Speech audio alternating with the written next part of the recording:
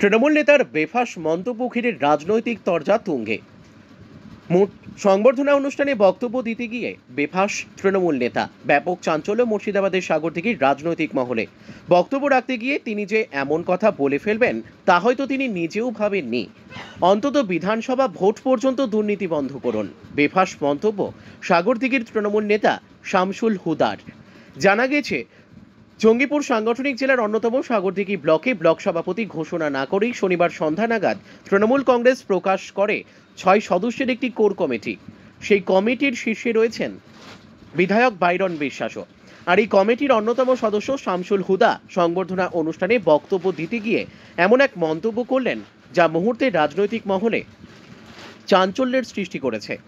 মঞ্চে দাঁড়িয়ে তিনি সোজাসুজি বলে ফেললেন, বিরোধীরা আমাদের কাটমানিখোর, দুর্নীতিবাজ বলে, তাই আমার অনুরোধ অন্তত বিধানসভা পর্যন্ত কেউ দুর্নীতি করবেন না। তারপরই বিরোধী শিবিরে যেন আগুন জ্বলে ওঠে। কটাক্ষ ছুড়ে বলা হয় তৃণমূল মানেই দুর্নীতির এপিটোপিট।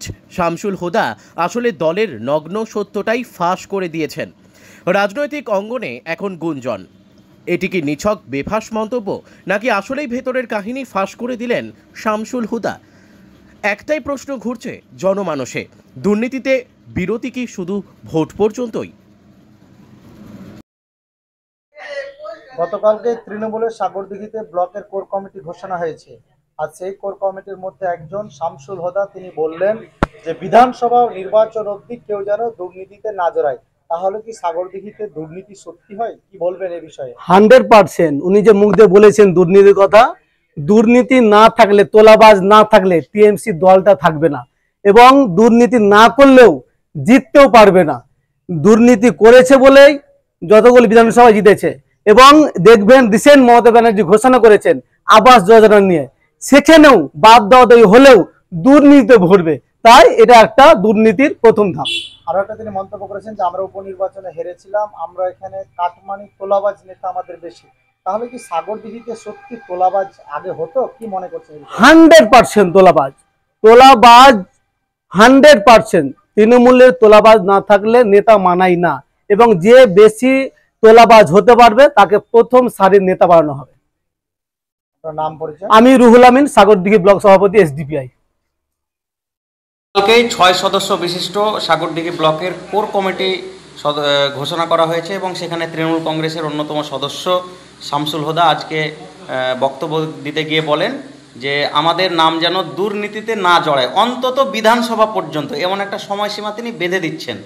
তো সেক্ষেত্রে কি বলা যায় যে বিধানসভার পরে দুর্নীতি করলে সেটা দোষণীয় নয়? কি বলবেন? দেখুন, শামসুল হুদা সাহেব আমাদের শ্রদ্ধেয় নেতা, তিনি দীর্ঘদিন কংগ্রেসের নেতৃত্ব করেছিলেন, এবং উনি যেটা বলেছেন সেটা সঠিকই বলেছেন। কারণ তিনি ভালো করেই জানেন, উপনির্বাচনের একটা মিটিংয়ে তিনি সেই কথাটাই বলেছিলেন।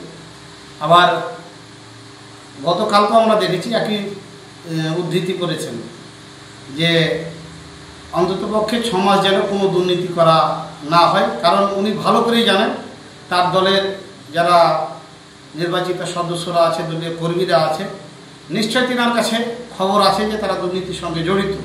এবং আপনারা দেখছেন প্রত্যেকটা পঞ্চায়েতে পঞ্চায়েতে সংগঠিতভাবে কীভাবে দুর্নীতি হচ্ছে, এবং শুধু সাগরদিঘি নয়, সারা রাজ্য জুড়ে যে দুর্নীতি হচ্ছে, এরই কারণে অ্যাকচুয়ালি দুর্নীতি এবং তৃণমূল মুদ্রার এপিটোপিট।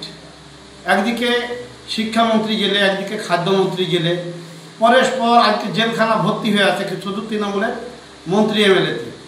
জীবন কৃষ্ণ সাহা, বিভিন্ন পদাধিকারীরা কিন্তু আছে, অনুব্রত মণ্ডল ছিলেন। তো দুর্নীতি এবং তৃণমূল আষ্টে পৃষ্ঠে জড়িয়ে আছে। হোদাদা সঠিকই কথা বলেছেন।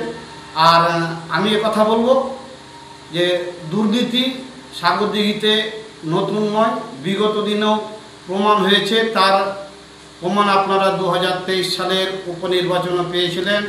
2রা মার্চ যে নির্বাচন হয়েছিল, সেই নির্বাচনে সাগরদিঘির মানুষ তৃণমূলকে প্রত্যাখ্যান করেছে। 56 জন এমএলএ নিয়ে এসে, অভিষেক ব্যানার্জিকে নিয়ে এসে সাগরদিঘির মানুষের মন জয় করতে পারেনি। কারণ হোদাদা যেটা বলেছেন যে দুর্নীতিকে বাঙালিরা কখনো প্রশ্রয় দেয় না, এবং এখনও সেই ট্র্যাডিশন অব্যাহত, সেটা হোদাদা জানে, তাই তিনি বলেছেন। এবং তার মতের সাথে আমরা সহমত যে দুর্নীতি হচ্ছে। এটা শুধু হোদাদার কথা না, এটা আমাদের জাতীয় কংগ্রেসেরও কথা।